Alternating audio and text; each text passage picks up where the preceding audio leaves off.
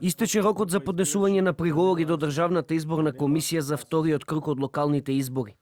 До сега до ДИК стигнале 23 приговори за постапката за гласање, сумирање и утврдување на резултатите. 7 се од политичката партија ТМРО, еден од коалицијата предводена од ВМРО ДПМН, 7 приговори поднела коалицијата на СДСМ, 5 приговори се од ДУИ, а 3 приговори се од група извирачи Енвер Пајазити.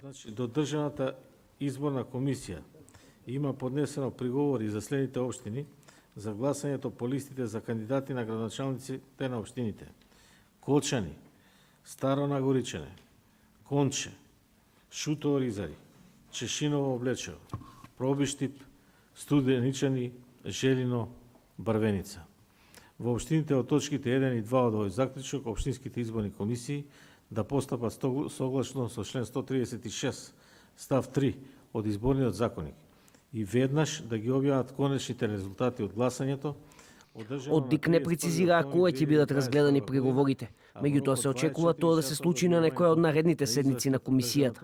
На едно гласачко место во Девар, каде имаше прегласување, изборите од вториот изборен круг ќе се одржат на 14 ноември.